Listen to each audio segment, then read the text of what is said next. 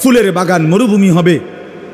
বুলবুলিকে বলে দিও সে যেন জেনে বুঝে খেয়াল করে জিন্দিগি শেষ করে, জিন্দিগি যেন অপাত্রে, জিন্দিগি যেন বেহুদা অনর্থক নষ্ট না করে।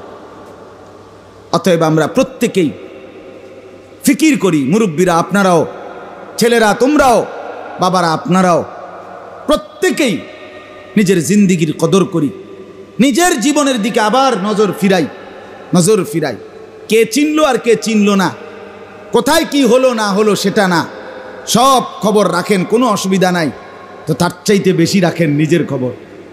আমার আপাদমস্তকের হালাত কি, আমার জিন্দিগির হালাত কি। আজ আমার চোখ বন্ধ হলে, আগামীকাল হাসরের মাঠ কায়েম হলে আমার পরিণতি কি হবে, আমার পরিণতি কি হবে?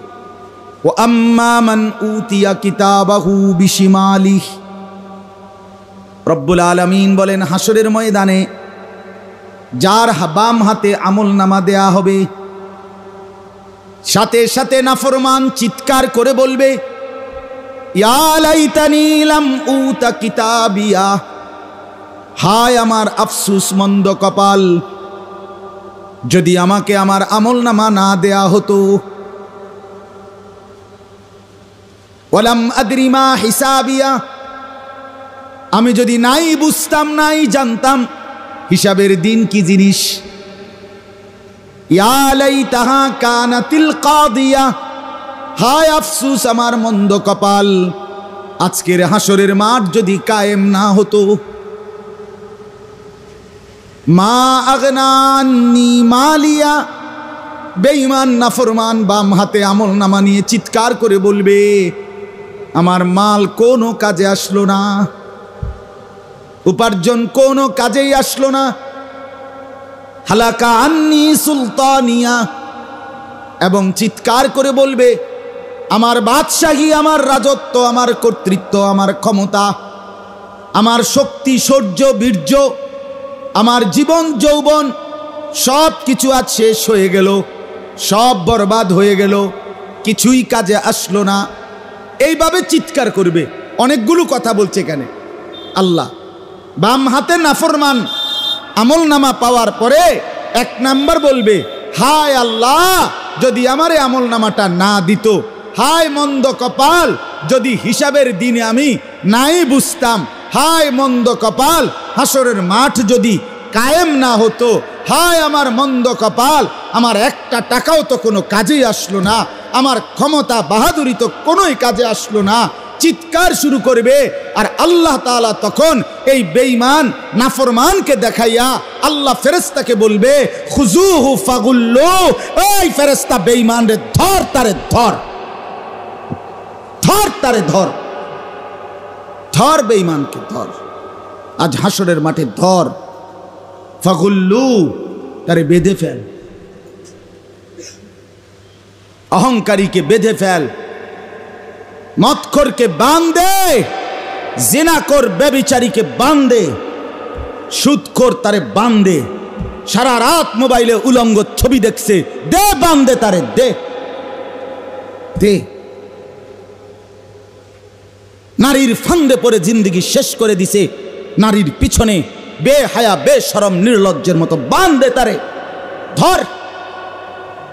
ফেরেশতা তখন আল্লাহকে বলবে, রব্বুল আলামিন দিছি বান, এবার কি করব? আল্লাহ বলবেন, সুম্মাল জাহিমা সাল্লু, লাথি মাইরা জাহান্নামে ফেলা দে, মার লাথি, মার, থ্রাম করে লাথি দে, যাতে এক লাথিতে জাহান্নামে গিয়ে। এজন্য নাফরমানের উপরে নিজেকে বুদ্ধিমান ভাইবেন না, নাফরমান বোকা হয়। হ্যাঁ, নাফরমান বেওকুফ হয়। প্রত্যেক পাপী আহম্মক, কথা বলেন না? প্রত্যেক পাপী কি? প্রত্যেক সুদখোর বেওকুফ, প্রত্যেক ঘুষখোর বেওকুফ, প্রত্যেক মদখোর বেওকুফ, প্রত্যেক জেনাখোর মূর্খ, বেওকুফ, নাদান। প্রতিটা পাপী, আমি হই আর যেই হোক, যে পাপ করে সে আহম্মক, সে মূর্খ, নাদান। কোরআনে আছে, হযরত ইউসুফ আলাইহিস সালাম উনার 10 ভাইকে যেদিন পরিচয় দিছিলেন, শেষ সেদিন বলছিলেন, হাল আলিমতুম মা ফাআলতুম বিইউসুফা ওয়া আখিহি ইয আনতুম জাহিলুন। এখানে আছে ইউসুফ আলাইহিস সালাম বলেন, যখন তোমরা নাদান ছিলে, জাহেল ছিলে, মূর্খ ছিলে, মনে কি পড়ে তোমরা তোমাদের দুই ভাই ইউসুফ এবং বিনিয়ামিনের সাথে কি করেছিলে? এই যে ইয আনতুম জাহিলুন, এ পাপী, অথচ তারা পাপ করছে।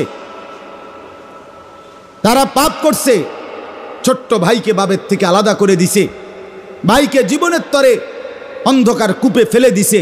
এই সবগুলো অপরাধ, পাপ ইউসুফ আলাইহিস সালাম উল্লেখ করছে। এগুলো ছিল তোমাদের জাহালাত, এগুলো মূর্খতা। তাফসীর ইবনে কাসিরের মধ্যে আমি নিজে পড়ছি, তাফসীরে ইবনে কাসিরের মধ্যে এই আয়াতের ব্যাখ্যায় লিখছে, কুল্লু মান আসাল্লাহা ফাহুয়া জাহিল। যে আল্লাহর নাফরমানি করে সে জাহেল, সে মূর্খ, সে নাদান, সে বেওকুফ, আহাম্ম। আল্লাহ আমাদেরকে বুঝার তৌফিক দান করেন। আল্লাহ তাআলা আমাদেরকে আখিরাতের ফিকির দান করেন। আমার বাপ, আমরা আপনাদের কাছে আমার এই ছোট্ট বুঝ, আমি এতটুকুই বুঝেছি। দুনিয়া ফিকির বাদ দিতে বলি নাই, দুনিয়া ছেড়ে দিতেও বলি নাই, জঙ্গলে আর সাগরে কিংবা পাহাড়ে হারিয়ে যেতে বলি নাই। বলেছি আখিরাতকে যেন ভুলে না যায়, আখিরাতকে ভুলে না যায়। আল্লাহ তাআলা আমাদেরকে তৌফিক দান করেন।